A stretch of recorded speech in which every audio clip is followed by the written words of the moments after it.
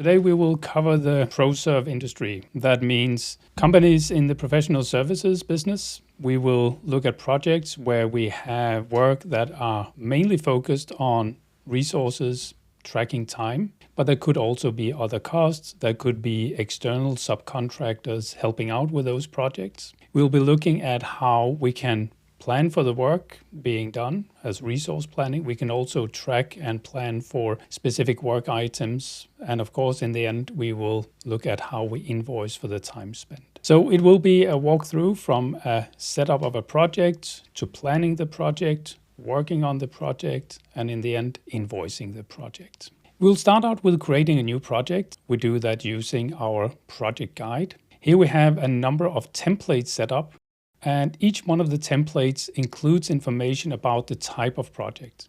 I have 3 different templates, and I will select the development template in this case. This predefines the posting groups, the rules for budgeting, etc. Then I will set the customer and a project manager on this project, and with that I get a project created that has a templated setup. Part of that template is the work breakdown structure. In this case, it is a relatively simple structure, but of course this could also be more complex with multiple levels of different phases in a project. But here I have from a specification over client meetings, development, test, QA, implementation, etc. With this, I can start doing some planning. Now, before we get into planning, there are some sides to that that are more soft value, more project management than project planning and project accounting. We keep those as fact boxes here on the side. That could be project attributes where we add additional values. We could also add project events, things that happen within the project on a certain date that we need to keep aware of. So that could be a deadline, for instance, that we have on a certain date. We could also have a list of the project team members and the roles in the project. Who's responsible for development, who's responsible for different roles. We put that in there. But this is not needed. It is not for accounting purposes. It's more to keep one place where we have all the information about the project. Let's do a bit of project planning.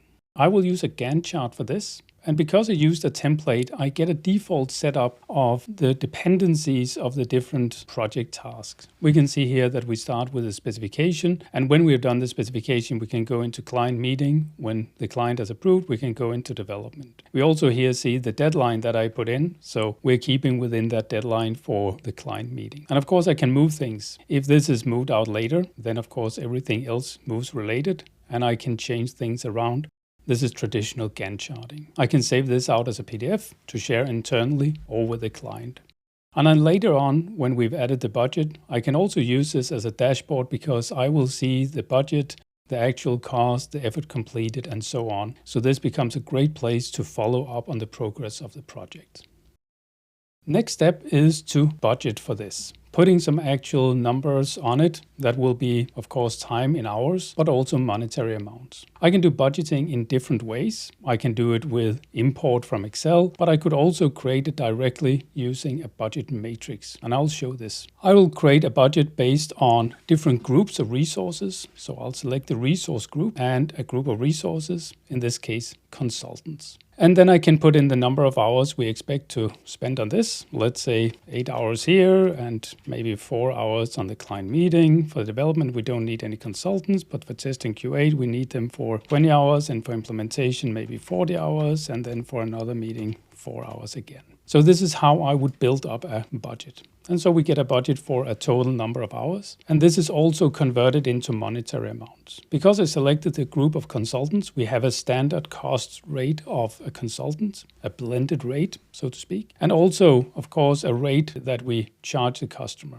Now, I didn't specify a specific rate for this project and customer, so it will use a standard rate setup for consultants. And I can view the totals in cost amounts or in outbound price amounts. I could also, of course, look at the gross profit for the whole project. With this budget in place, I am now ready to start working on more detailed planning. If I want to, I can also create additional budget versions. This was my first budget version, but I could create additional budget versions, track those, and then later on compare. So I will save out versions. It's also possible to set up approval rules for the budgets. So somebody has to approve budgets or budget changes. We can do that in up to 3 levels of approval if required.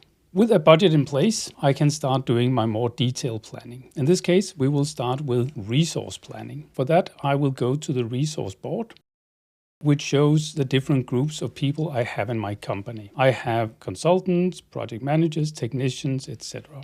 And we're here seeing a timeline from today going forward, and for each of the people in my company, what they're planned on working on. So I can see here that Cassie, for instance, is planned to work on specification for the implementation project the whole day today. Connie, on the other hand, doesn't have any work planned, and thus her fields are colored red. We need to find some work for her. I can look at this in a longer timeline, let's say a month, to see how it looks going into the future as well. And here we see that I have only planned for the first few weeks, and then it gets very sparse out here. As I budgeted for my project, I can import that information and select that from my list of projects and then import that. That creates work assignments in my resource planning. For instance, it created this specification, 8 hours, that we created in our budget. Now it put it on the group of consultants because we didn't specify who would do the work. That we do in the resource board. Looking at my resources, I can see that Connie seems to have time. So I will drag it down to Connie. And so now she is planned on doing this. I could work with multiple statuses as well. Maybe this is just a tentative planning, or maybe this is something that I have confirmed with Connie. And I can mark that here as well. And so on and so forth. Here we have the client meeting. I can pull that in. And I can, of course, also move other pieces of planning in here. This gives us a total overview of the resource and how they're planned. I could take a different perspective of this, because this is, of course, all the projects across my company. But if we go back to my project, I could open up a resource planner from within the project and look at this single project and how that is planned. Here we see that I have pieces of work planned. Again, the specification, 8 hours, that is planned on Connie. And we can see the window of time that I created in my Gantt chart, and that this is actually a little bit early in that window of time, but it's definitely within that window of time. On the other hand, if we scroll out here, I placed that time for the client meeting on Connie, and actually that was a bit early because the window of time we planned in the Gantt chart is here, and so in order to fit it, I would have to move it over here. Now it is aligned with our Gantt chart plan. Finally, the resource planning gives me the possibility as an individual to see what I'm planned on for a period of time. In this case, this is my monthly plan as a resource. This is what I should be working on. So I'm in control. I can see what I'm planned on to work on. And if I really want to, I can open these up, see the details, and I can even add them to my Outlook calendar. Another aspect of planning is what we call work item planning. This is when you want to track pieces of work and you want to track the status of them, assign them to people for them to complete. So within here, I could add a number of work items. I could add a work item to the specification, for instance, and specify what is specifically meant when I say this is a specification task. So I will add a work item. In this case, I will use a template because I have a template for design work or specification work. And that template includes information about the steps needed in order to complete this work. This is shown here at the bottom as a checklist with the different steps. There's a research step, there's a specification writing step, there's a review step, and an approval step. And as the Outlook appointment, where you can create a recurrence pattern saying maybe this is a monthly recurring task or a quarterly recurring task or weekly recurring task, and then it creates more instances of that you can assign to people. And so we would do this for other pieces of work, and we can see that we now have one piece of work that is not started. These work items I can see as a resource. When I log into my role center, they show up in here as I have something to do that is due soon, and there might be something that was due to be done earlier. So I'm always in control here. I could also look at a work item Kanban, looking at all the different work we have across people and projects and see how we are progressing. In this case, I can see the work items for Cassie. She has some things, she hasn't started anything of it. Some of it should have been started by now. Claire, on the other hand, is working on 2 things that are in the view and deliver state. And we can simply drag and drop. If Claire's item bug number 152 is done, then we simply drag it over to the done column. We can view this in different ways. We can view it by assignee, by project, by customer, etc., and get a complete view of the work we need to do, how much is left to be done. So with this in place, it's very easy to track the progress of work. Later on, when we get to time tracking, we will also see that we can use these work items as a basis for tracking our time. And this leads us into time tracking, which is an important part of doing a project and keeping track of cost, and of course also keeping track of the time that we will invoice a customer in the end. So how do we track time? Well, we look at this as there are different ways of tracking time depending on your role in the company. One of the ways that we recommend is using our time tracker. I can show that here if I hide my browser. I have a time tracker running where I'm tracking what I have done throughout the day. So I worked on different things for different amounts of time. I did some planning for 42 minutes and a Teams calls and meeting and monthly update and some preparation. And now we are currently in a webinar that has gone on for 15 minutes and 42 seconds and counting. And this is really the idea. I start working on something and it is counting my time. When I'm done, I press the pause button and it stops tracking that, but I can always go back and do more with something, add time to it. I can also open these up and select what I worked on. So maybe in this case, I worked on something for Relic Cloud and the project was the development project and the task was client meeting. And now I've basically done my time tracking. Of course, I need to stop this at some point for it to be an actual time entry with an amount on it. But this is the way we track time. In the end, this ends up in our time tracking calendar. And so if I look at my calendar for, let's just look at a given day today, I can see that these were the things I tracked my time on. There was some planning. These are the same things. They are just graphically presented. So it's very easy to see where I have any gaps in my days and what I have left to do. We can see here that I also show my Outlook calendar, so I can correlate with what I had planned to do. And even the calls I did on Teams show up in here. And if I want to use some of this, then I can add this in from my Outlook calendar as well. So if I want to take this, I can just click on it and it will be added in. Of course, again, I need to select what I worked on. But here I can take advantage of the fact that I have work items. Maybe this was related to the design work item and I can just select that. That work item included information about the project and the task, and that is immediately added in here. But what happens if I don't know everything I did during the day? Let's take an example from last week, which I haven't really done my timesheet for. I should have done that, but I still have a few things left. So looking at this, I can hide my calendar and Teams. And this is my Monday. It looks reasonably good. Looks like a full day. But looking at the total time, I've actually only tracked 5 hours and 30 minutes. And that is not a full day. There's a lot of small gaps. I can, of course, adjust some of these entries, make them a little bit longer, a little bit shorter to fill in. But there's definitely some time missing at the beginning and the end of the day. So what did I do during that time? Here we can take help from Microsoft Copilot. I can ask it to complete my timesheet. It will take the data that is available about me. It only looks at my data and only with my consent. So it will look in my calendar. It will look in my Teams calls. It will look in my sent emails and received emails. And that's often where we find something that I forgot to track my time on. I sent some emails, I received some emails. And in fact, that is what we see here, that it found some emails both in the morning and the afternoon that it says, well, there's probably something you did in here.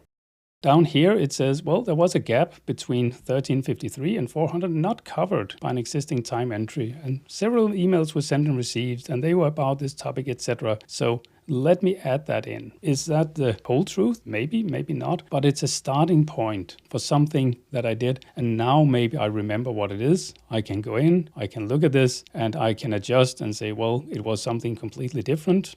Or maybe I simply deleted it. That wasn't relevant. But at least I'm getting some suggestions. It can really help me find that time that I forgot about. And getting those extra few minutes really makes a difference because it adds up during the day. So with that in place, I kind of get a complete time tracking. And so if we go back to my current week of time, today, I can of course also have that as a timesheet, so I can update my timesheet with it, and now it becomes part of the permanent record of time. In the end, I get a timesheet that I need to submit, and of course, as a good employee, I will submit that. But I might forget. It doesn't always happen that I submit my timesheets on time, and so if I don't, we will send out emails reminding people to submit their timesheets. So I might get an email like this saying this is the previous week. This is what you've tracked time on so far. I can either then submit or I can click review and adjust. I'll get back in here to PC where I can submit my timesheet. It is also possible to simply do time tracking directly on the timesheet, foregoing the full start and stop experience. This is my timesheet. I have some different projects in here that I would like to track time on. I will add in hours. On Tuesday, I spent 2 hours on this, and I spent 1 hour on this, etc. So if you're more to the simple type without all the details, you can definitely do that as well. What we also will see in here is if I look at the details of the time tracked, there is different parts to it. There is the time I've tracked, in this case 1 hour and 27 minutes, and we round that off to something different. In this case 1.5 hours. And that is something you can set up. For some, I will even have first a rounding, in this case a bit of a rounding, and then a secondary rounding for what we will invoice the customer. Becomes even more clear down here. We have tracked 1 hour and 45 minutes, that's 1.75 hours. But we always round to the nearest half hour when we have an excess of half an hour of time. So this is also something to take into consideration. I can then submit my timesheet when I'm done, and that submitted timesheet will go for approval. The time approval process can work in multiple steps, and in this case I have set this up to be approval by project manager, but it could also be by a line manager or an executive. And I can take different views of this. I can look at this on a resource level, or I could look at this on a project level and see the different projects that I'm managing and how much time is tracked on it. And then I can drill down on the details and see the different entries and either approve or reject. In this case, I will simply go in and say approve all, and this will post it to the project, and now it becomes true time that is tracked on this project. If we go back to my projects, we should see now that I have some actual time spent. So this is the time tracking experience. Similar to time tracking, we also have expense sheets. They're very similar to timesheets, but of course they are not time tracked in the same way. They are simply a list of entries for expenses where you put in what kind of expense it was, what the amount was, and then of course you will attach any receipts or invoices to it. Submit that expense sheet, and then there is an expense sheet approval process similar to the timesheet approval process in the end. With that in place, we now have some projects. We worked on it, we planned for it, we've tracked some time on it. Could there be any other kinds of costs than time and expense? Yes, there could be external costs. And of course, we can track invoices and charge those to a project. But more interesting is subcontractors. If you have a subcontractor who is working for you, it might be a common scenario that there will be an invoice at some point in time for the time spent by the subcontractor. You will need to put it on a project, and then of course it can be recharged to the customer. A much simpler process is asking that subcontractor to provide those details up front as time is being spent. And that's what I've done here. I have a resource which we call Steve. Steve is working for a company called First Up Consultants. And so I have connected Steve with the subcontractor of First Up Consultants. That's his number. That means that Steve can track time in here using the timesheet functionality we just looked at, using the start-stop timer, anything we allow him to do. And so he will create timesheets in here. I can open up a timesheet for Steve in here. Let's say I'm working on behalf of Steve.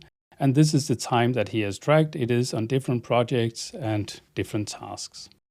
When Steve is done with tracking his time, he will, of course, just like a normal employee, submit his timesheet. And then that becomes part of the record. We have time spent on a project that probably should be recharged to a customer, just like internal time. If we don't want to give Steve access to the system, we can ask him to provide an Excel file that we can import into the time journal with the import time entries function. That is also an option. What is important here is that in the end, we will have a record of all the time spent. And already at this point, we can invoice the customer. We don't have to wait for the invoice from First Up Consultants to come through. But at the end of the period, we can open up our subcontractor statements and say, let's create some statements for our different subcontractors. Let's do it for the month of May. That is the last month at this point in time. And this will capture all the time that has been done by different subcontractors working for us. In this case, it created one subcontractor statement that was for First Up Consultants. I can open this up and we can see that this is work for the development project, in total 5 hours of time. With this subcontractor statement, I can kick off an approval process if I want to. If not, then of course I can also do a more simple approval. In this case, I will simply approve it right here. Then we can email out the subcontractor statements to the subcontractors. In this case, I will just preview it so we can have a look at what that looks like. And it is a simple statement showing all the time spent, but also importantly with a reference to the subcontractor number. So we can ask them to send an invoice for this amount, which we will then match. And because we have a statement to match up against, we will automatically track that the amount on the invoice they are sending matches with the amount we are expecting. If we have a self-billing agreement in place, the other option is that we can do self-billing and simply create a self-billing invoice for that vendor. And this will open up here. We can see we have an invoice for First Up Consultants for 5 hours working on specification. And so we can pay out this to the subcontractor. When this is posted, this will also close the subcontractor statement. So we're keeping track of what we have actually paid for. So we will see that that subcontractor statement goes away and it is moved into the closed subcontractor statements. With different kinds of cost incurred, we can look at invoicing. And for invoicing, it is of course important that we invoice the right projects at the right time. For that, we use invoice suggestions, which is a list of projects where we have something that we could invoice. Currently, we have 2 projects where we have something that we can invoice. I can open up the suggestion to see what is included. In this case, it is a number of different entries by different people. We have Steve the subcontract, but we also have Prakash here spending time on different things. And I can do my final adjustment. That could be changing the description of work. I can also postpone this to later invoicing. I can change if this is approved or not. And I can change the quantity to invoice. If we don't want to invoice the full amount, then I can change it at this point. Then when I'm done, I can create invoices for this. I can also do it in batch across projects, and this creates an invoice. In this project, I have set up a definition for how I want this invoice to look. And I've decided that I want it grouped by task and period as well. So we can see here that we have specification work for May, specification work for June, etc., and so on and so forth. So these are not the details of the time tracked. This is an aggregate, and I can aggregate across people or tasks or periods of time, but I get a very short form invoice that is easy to give to the customer and have them accept. If they want to have a more detailed invoice, I can create a specification that will go along. That happens automatically if that is set up, where I have all the details of the work performed broken down on a line-by-line basis. So this is the simple process of doing the invoicing. And of course, in the end, I post the invoice, it goes to the account receivables. If I have a project where we are not working on a time and materials basis, but instead on a fixed price basis, then I can set that up as well. If we look at the project we just created, we can see on each of the lines in the breakdown that they have a type. In this case, they are of type time and material. But I can change this and say this should be done as a fixed price project. I can do this for the entirety of the project or maybe certain parts of it. So let's say we say that the development and the test and QA and the implementation should be done as fixed price. We can see that they are now no longer marked as being directly chargeable, but instead we will take the cost and we will charge the customer in a different way. In this case, as a fixed price. This is set up in scheduled billings, where I define a billing schedule. We could have 2 parts. We could have a development part, and that I will connect up with the development task and say we will charge 1,000 for that part. We expect to get that invoiced out by the 19th, for instance. And we have a second part, which is QA complete, which I will connect up with the test and QA, for instance, and so on and so forth. And that we might also charge 1,000 for. So we will create a plan for different parts of payment to be done at different points in time. The budget date we put in here doesn't necessarily mean that this is the date we will invoice, but we will use that for cash flow forecast purposes. If we want to control when these are actually invoiced, we would usually do that with milestones. In this project, I could set up some milestones. These doesn't have to be connected with the billing, but they could be. So I'll create a first milestone for development and say again, maybe I expect this to be done by the 17th. And I'll call this dev done. This is my milestone. You see the description is not necessarily the same as the description on the scheduled billing. And for the QA, also similarly, QA done. These are my milestones. And these are the responsibility of the project manager. As long as these haven't been marked as being completed, the work cannot be invoiced as well. So let's look at how we would invoice for fixed price. I can open this up as more of a finance person and go into billing and schedule billings. And I can see the different schedule billings that we have coming up. I see here that we have the development work, but I also see that there's an unfinished milestone, and that means I cannot invoice it. I could then ask the project manager to say, is this really done? And he would say, yes, it is done. He would go in here and then mark this as being completed. And when that is done, it can be invoiced. It is now open for invoicing. And I can say post and create invoice, and that raises an invoice for that schedule billing. Of course, I could do this in batch across different projects and multiple milestones or schedule billings. And so with this, I now have an invoice for development for 1,000, which I can send out to the customer. Those are the main scenarios we have for invoicing. There are a few more, which I will not cover today, but looking at this, that could be percent complete billing or progress billing, and there are even some task splitting billing scenarios or split billing where we invoice multiple customers.